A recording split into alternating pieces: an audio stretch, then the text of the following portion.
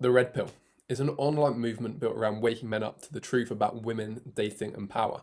The truth is, most men, and like myself as well, don't find the red pill when they're happy. They find it after rejection, after heartbreak, after they felt invisible for a number of years.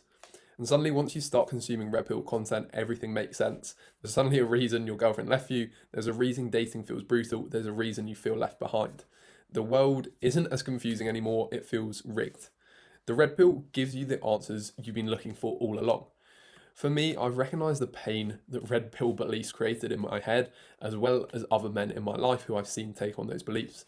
I'm someone who personally invested in a course on dating that was related to red pill content I'd been watching, so it definitely got into my head and held me back in my dating and personal life for around 2 years. Before we break down why it ruins men's lives, let's get into what the red pill actually is. So, the red pill originally came from the Matrix. It's all about the idea of waking up to hidden truth.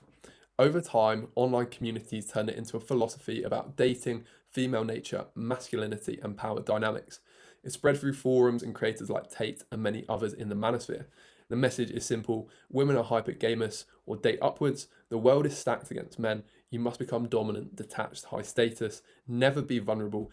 And the hidden truth is you must follow the lessons of these other men who are putting out these beliefs, otherwise you'll fall back into the matrix. And to be honest, that message is quite comforting when you're in that state of being a young man, you're very insecure, you don't believe in yourself, and to hear that is really a relief. And that's why so many men take it up. The first problem with the red pill is it promotes inauthentic living. It assumes that everyone who watches that content has the same strength and same desires. It assumes we all want the fast car, we want the glamorous lifestyle, we want designer clothes, we want the big house, and it gives us a roadmap really that works for a few men to get there, which is to be disciplined and be determined and think in this particular way, act in this certain way with women. And some of those things are great. Some of those things like discipline and having a good mindset and being consistent and doing the hard work when you don't feel like it, these are all beneficial things.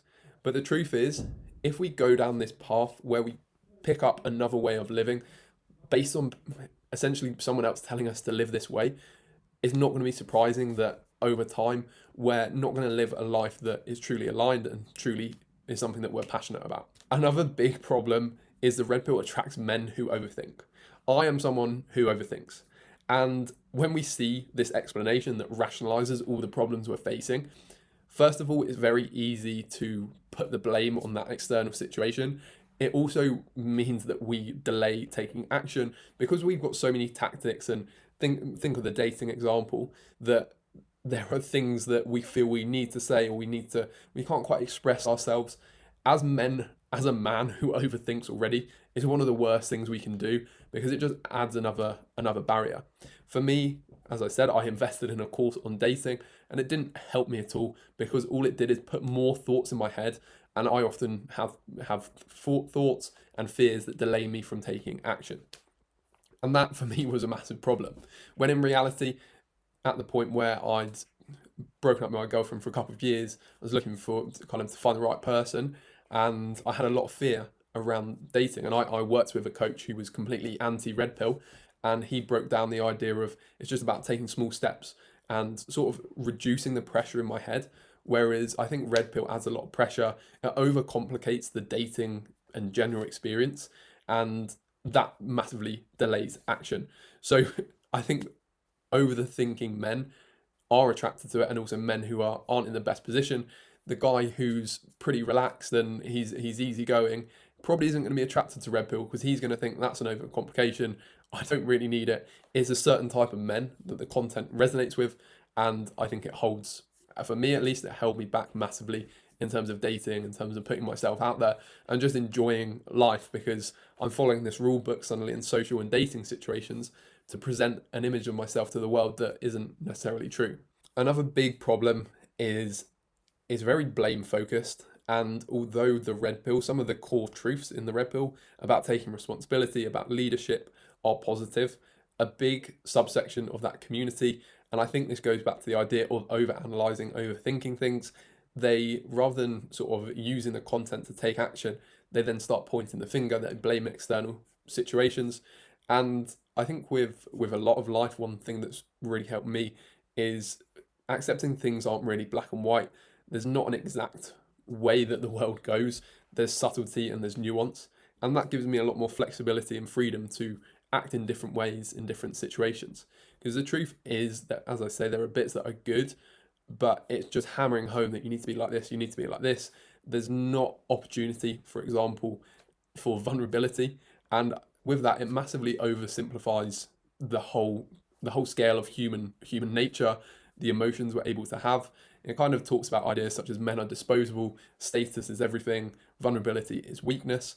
But I just think it's good to be skeptical because I don't think life is black and white, and I think when we subscribe to this way of being, that we kind of put ourselves into quite a small box of what we can be as a man. And I think going back to the idea of vulnerability, if we have emotional suppression, which I do think a lot of the red pill talks about, and they're not probably not saying it directly, but that if you're being that stoic man all the time and you're not really having much room to be playful, it does keep you in that box of that stereotypical man from about 40 years ago. And we're in a position now where we have the opportunity to be open with our feelings and express ourselves, and that brings us joy. And I think there's times where we need to be stoic and we need to control ourselves and we need to be disciplined and get the job done. But there are times for both of them, and just by going by one or the other, both of those experiences limit us. And I think, as an example in my life, the idea of maybe as the man, you can never speak to your wife about anything that's emotional, and you should only be speaking to the guys outside of your family.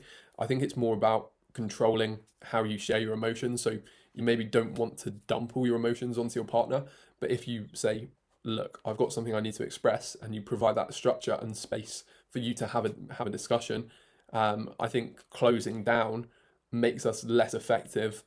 It makes life less enjoyable, but actually being more open to different mindsets and different viewpoints and different emotions as well gives us more flexibility, which actually makes us probably more successful in the long run, rather than closing down to a lot of things and denying really our true personalities and our deeper selves.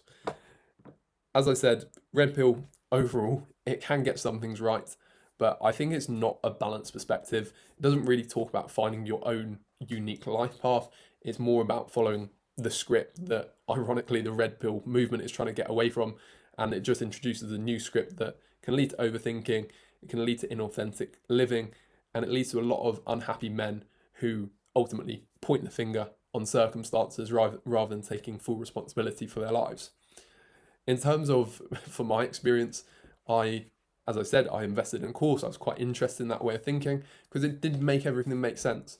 But in terms of deconditioning myself, things like in terms of content and books I read, knowledge like Models by Mark Manson, which is about vulnerability and dating, and The Way of the Superior Man by David Dida, and From the Core by John Wineland are three great books. If you've been in kind of the red pill content hole and you're looking to move away from that. Anyway, that's my perspective on the red pill movement. Hope that helped. Goodbye.